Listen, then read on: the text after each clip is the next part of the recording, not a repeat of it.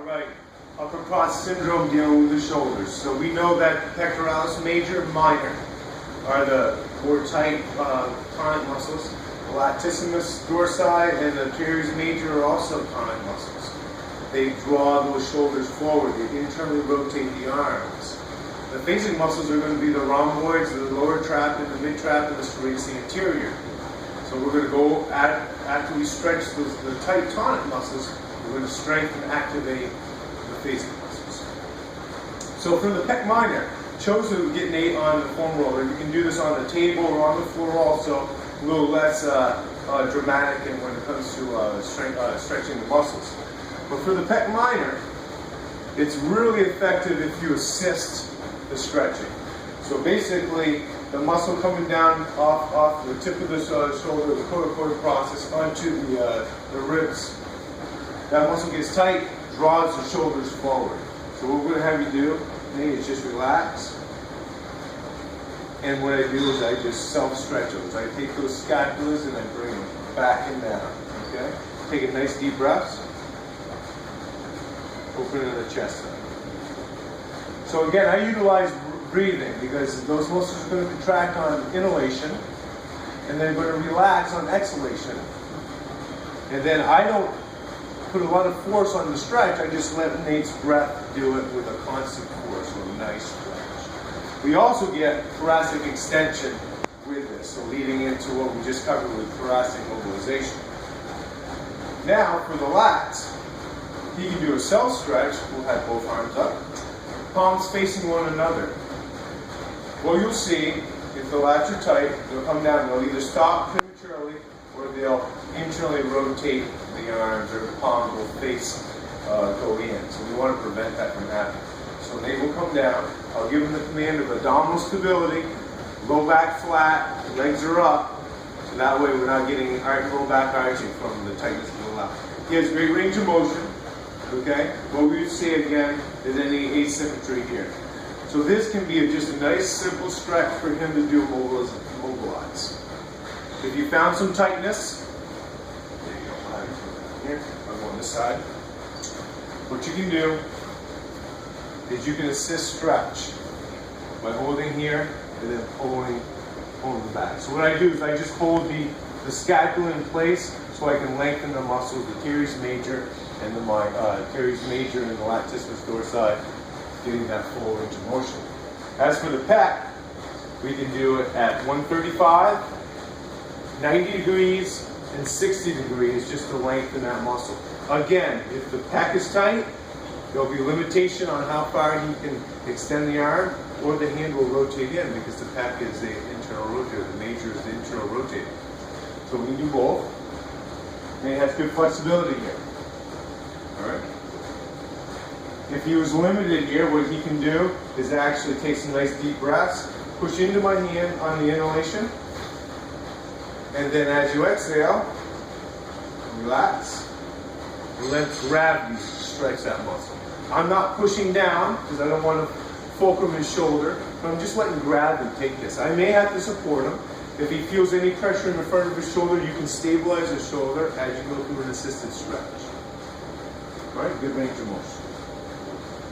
All right, Nate, I'll have you come out of that. We want the full roller. And then we're going to proceed to the strengthening. And you can do this on a bench, standing. We're going to use quadruped position. There you go. Have you kneel down, and then you turn right around and face them here. There you go. Good. All right, so first and foremost, we always go on. You comfortable? Yeah. All right. Go on what we already built on, our success. Good posture. We don't want to have reinforced kyphosis. We want to get our extension, our thoracic spine, get these muscles turned on. Abdominals are braced to stabilize the back. We don't want to create any extension in the back. So that's going into the lower cross, which we'll cover in a moment. Head position, head forward posture. Good position here. Now, we're going to do single arm Ys. Go ahead and do that for me, Nate. Why don't you go ahead and do the other side so you can appreciate it. So when we raise, we go out at 135 degrees. Remember, 90, 180, about 135 to 150 degrees, or at an angle like a Y. and you're going to try to promote that scapula to downwardly or depress. Okay, come on down and up again. So the scapula should move down towards the opposite pocket. Here, and up again. One thing that we don't want to do is see that shoulder elevates. Go ahead and come down, and then raise your arm. Elevates towards your ear, towards his ear, because that's the upper trapeze levator takes over, and that's the compensation that we're looking for. Tonic muscles versus phasic muscles. We want to make sure that the lower trap takes that scapula, drops it down, rather than let the shoulder or the scapula rise to the ear. Okay. Now we go to the T's. All right, go ahead. Good. So as Nate came up here, he got a little activation in his upper trap. So we'll set his shoulder, there you go, and have him focus on squeezing right here. Go ahead and come down here. Bring those scapulas forward, good, and back down. And what you may need to do is actually mobilize, go ahead and wrap, is train that motion. That's going to be a compensation you're going to see. People are going to extend or they want to just see how they're doing. Yeah, but that is going to actually get the upper trapeze levator to contract more, therefore pulling the scapula up. So it's imperative that we stay in a neutral spinal position and teach this muscle to work. Okay? So that's why we stretch the pec first also, so we can actually get this motion. All right? So he has a little bit of, I'm going to have him rotate his arm. There you go. As soon as he externally rotates, that scapula drops down. Therefore he can contract here better. But his internal rotators will take over, and that rolls his shoulder up. So that's a nice little tweak. How'd that feel? Feel a little bit different? I noticed the difference. Yeah, felt good. All right, now we're going to go to the rhomboid, which we call the W's. Okay, go ahead. But since these are half T's, half Y's, and half W's, because you can't do both. If you can, you don't have to worry about it. All right. So as you come up, rotating the scapula in towards the spine. Okay. And up again. The scapula moves up and over. Very nice. All right.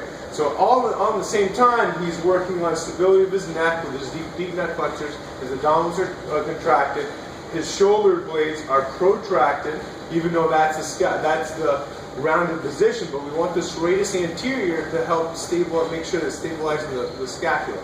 So that's why I choose to do a single quadruped position with a single arm raised, so this other shoulders are working for stability.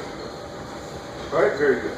Excellent. Actually, you know, we're going to give the camera a better view. Nate, I'm going to have you face the wall, and we're just going to go through those again, and we'll have a good look at kind of those actions of the shoulder blades. All right, so lock in tight. You're going to go ahead and give me the Y. All right, very good. So the scapula should come down and outwardly rotate. Okay, so press. Go ahead and raise. And upwardly rotate. That's what the scapula is doing. The last thing we want to do, when we do the compensation of elevation, is lift.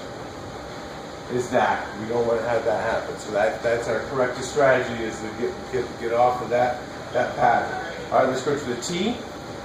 Scapula's back.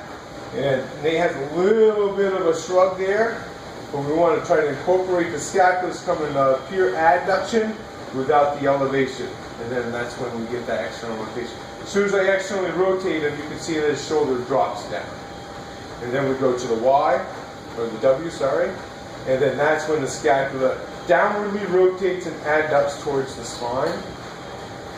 And of course, that's going to work the rhomboids, which is a phasic muscle, when it comes to upper crossing and the eyes. Very good.